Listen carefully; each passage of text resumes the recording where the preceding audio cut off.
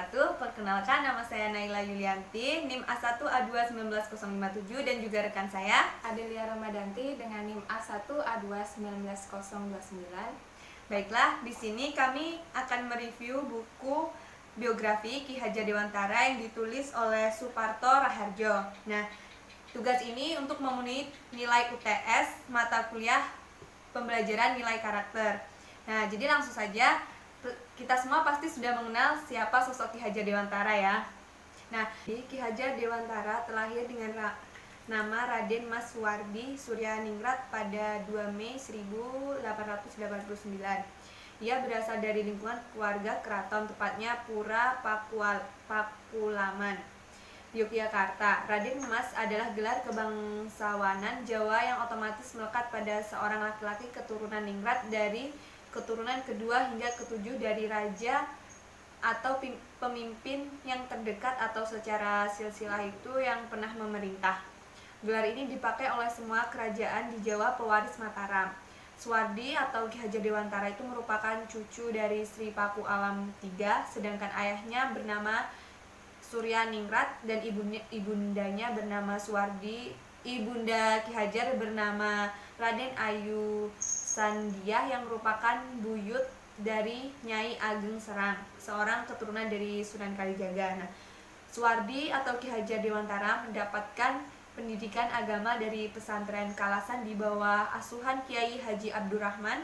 Nah, sejak awal pengasuh pesantren telah melibatkan adanya keistimewaan pada sosok Suwardi. Kiai Haji Abdurrahman ini menjuluki Suwardi sebagai Jemblung Trunogati, yang maksudnya itu anak mungil berperut buncit tetapi mampu menghimpun pengetahuan yang luas. Nah, pendidikan dasar Suwardi atau Ki Hajar Dewantara ini tuh ditempuh di ILS atau European Literary School. Ini adalah sekolah dasar pada masa pemerintahan kolonial Belanda di Indonesia. ILS menggunakan bahasa Belanda sebagai bahasa pengantar. Awalnya sekolah dasar ini terbuka bagi warga Belanda saja, namun sejak 1903 kesempatan belajar juga diberikan kepada orang-orang pribumi yang mampu dan warga Tionghoa. Membaca jejak Ki Hajar Dewantara penuh dengan dedikasi pada spirit kerakyatannya. Nah, meskipun keturunan ningrat, Ki Hajar Dewantara bukanlah sosok yang menaruh jarak dengan kehidupan masyarakat. Sejak kecil, Ki Hajar akrab dengan rakyat jelata. Atribut kebangsawanan yang melekat pada nama asli Mas Raden Suwardi Suryadiningrat pun ditinggalkannya. Tepat pada tanggal 23 Februari 1928, nama itu telah berganti menjadi Ki Hajar Dewantara, yang kemudian dikenal sebagai Bapak Pendidik Nasional. Ki Hajar boleh dikatakan sebagai sosok yang humanis dan merakyat. Ada cerita menarik di sini. Jadi, pernah ibunda Ki Hajar Dewantara ini berkata kepada beliau ketika pergi ke Candi Borobudur, "Anakku Suwardi, lihatlah stupa di puncak candi itu. Manis dan indah bukan? Tapi ketahuilah Wardi, bahwa stupa itu takkan berada di puncak candi jikalau tidak ada batu dasar yang mendukungnya.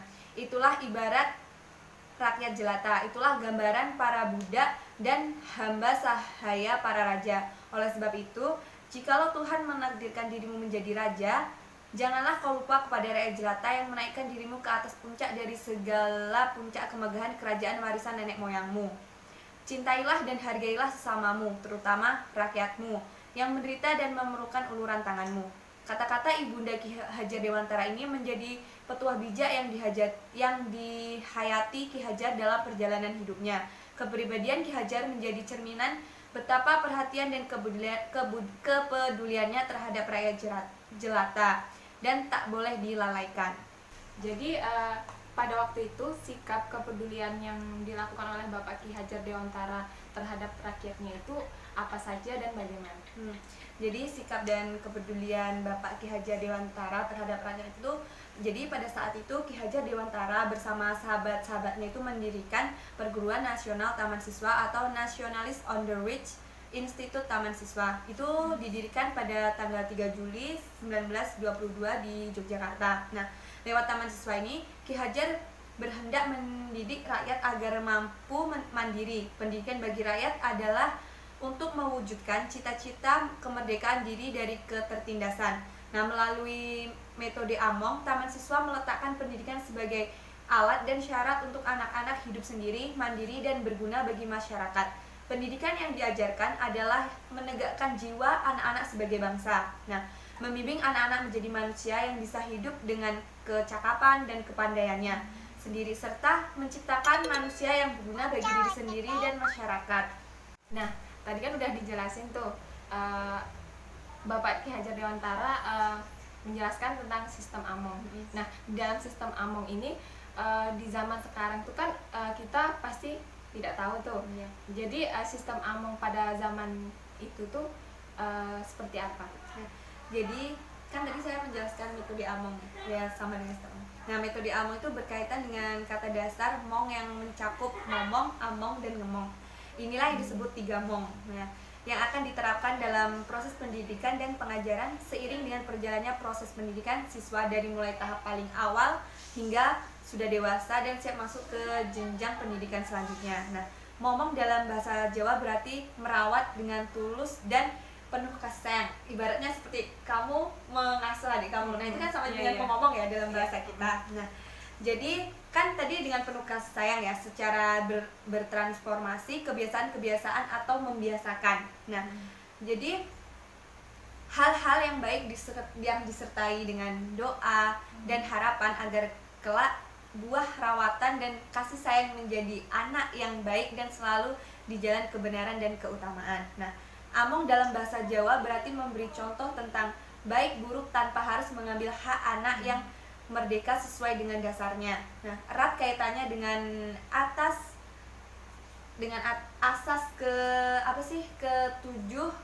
ketujuh dari 7 asas Taman Siswa, yaitu atas pengabdian dan kesucian hati dengan tidak terikat lahir atau batin, serta dengan suci hati berniatlah akan tetapi menyalah diri berhamba kepada sang anak. Dalam proses ulang wuru atau pengajaran tentang nilai kebaikan dalam kebaikan dan keburukan yang disertai dengan contoh perilaku di tahap ini, pengenalan hukuman sesuai bagi pelanggaran terhadap norma dan disiplin dilakukan sesuai dengan kodratnya. Jadi Ki Hajar Dewantara sering menganjurkan para Among untuk mengajak siswa untuk belajar sambil bermain. Misalnya pelajaran ilmu bumi seperti geografi dengan menggambar peta Indonesia pada tanah atau pasir dan menandai kota-kota dengan batu. Nah, gunungnya dengan gundukan kecil, hutan dengan lumpur hijau, pelajaran menghafal abjad dan bernyanyi, pelajaran biologi dan botani atau tumbuhan dengan bermain jalan-jalan ke sawah atau ke kebun, bahkan pelajaran seni dengan bernyanyi atau menari. Nah, sistem Among dalam belajar mengajar dengan metode Kinderspelen secara berkelompok dapat mendidik interaksi sosial kepada peserta didik. Praktik bermain merangsang tumbuhnya jiwa merdeka si anak, dan dalam bermain harus konsis. Nah, jadi buku yang aku baca tadi, Ki Hajar itu menyebutkan 7 asas taman siswa. Nah, yang pertama itu ada mengatur diri sendiri. Nah, hak mengatur diri sendiri bersama dengan tertib dan damai dan tumbuh menurut kodrat. Hal ini merupakan dasar dan alat pendidikan bagi anak-anak yang disebut metode Among tadi. Nah, yang kedua itu ada kemerdekaan batin, pikiran, dan tenaga bagi anak-anak. Pengajaran berarti mendidik anak untuk mencari sendiri ilmu pengetahuan yang perlu dan baik untuk lahir, batin, dan umum. Oleh karena itu, guru tidak dibenarkan untuk selalu memberi ilmu pengetahuan, tetapi juga harus diusahakan bahwa guru mampu mendidik anak-anak untuk mandiri dan merdeka. Nah, yang ketiga itu kebudayaan sendiri. Nah, kebudayaan sendiri ini dimaksudkan sebagai petunjuk jalan untuk mencari penghidupan baru yang selaras dengan kodrat bangsa dan yang akan dapat memberi kedamaian dalam hidup bangsa. Asas ini juga mengandung makna pendidikan yang tidak boleh memisahkan orang-orang terpelajar dari rakyatnya. Yang keempat itu ada pendidikan yang merakyat. Pendidikan dan pengajaran harus mengenakan rakyat secara luas.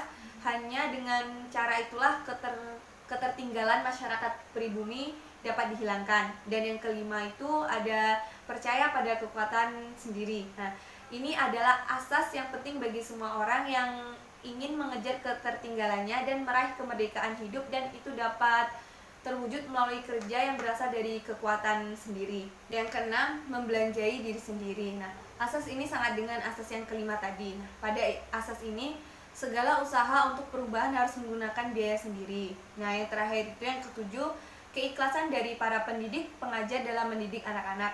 Maksudnya di sini hanya dengan ketulusan hati, kesucian hati, dan keterikatan lahir dan batinlah usaha pendidikan dan pengajaran dapat berhasil. Jadi Bapak Ki Hajar Dewantara ini sudah banyak ya memberikan upaya atau pengorbanannya kepada rakyat Indonesia, khususnya dalam bidang pendidikan seperti yang sudah dijelaskan tadi, membangun taman siswa. Kemudian juga Bapak Ki Hajar Dewantara juga tidak membedakan rakyatnya ataupun membedakan setara. Memang sih kan Bapak Ki Hajar Dewantara ini kan merupakan sosok yang teladan gitu. Sebagai penjabat negara pun dulu dia tidak sungkan membeli perabot-perabotan bekas kayak gitu kan dari taman atau pelelangan kayak gitu.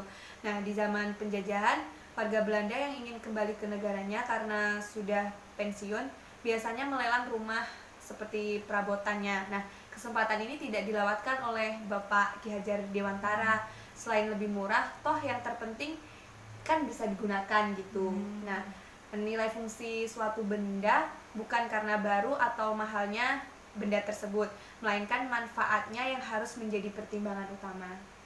Jadi buku yang ditulis Pak Suparto Raharjo ini memang berupaya menceritakan perjalanan Ki Hajar Dewantara. Nah, membuka buku ini kita menjumpai sekilas jejak kehidupan dan aktivitas pergerakan Ki Hajar. Selain itu merakyat dan humanis, kepribadian Ki Hajar Dewantara ini diuraikan sebagai sosok yang keras tapi tidak kasar, nasionalis sejati, pemimpin yang konsisten, berani dan setia, dan bersahaja. Nah, tak lupa juga pemikiran Ki Hajar terkait aspek pendidikan yang disajikan dalam buku ini.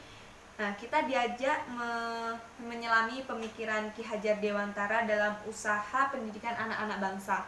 Meskipun berupa riwayat singkat, buku ini tetap menarik. Ada sosok yang pernah dilahirkan di negeri ini yang mungkin kita lupakan kan. Nah, kita hanya menghargai beliau sebagai sebutan Bapak Pendidikan Nasional semata. Namun pemikiran pendidikan beliau alpa digaji dan ditelaah. Lewat riwayat singkat ini, kita menelusuri laku hidup Ki Hajar Dewantara. Nah, jadi itu tadi review buku biografi Ki Hajar Dewantara dari kami. Mungkin itu saja yang dapat kami sampaikan. Mohon kurang dan lebihnya kami mohon maaf. Saya akhiri. Wassalamualaikum warahmatullahi wabarakatuh. Ya.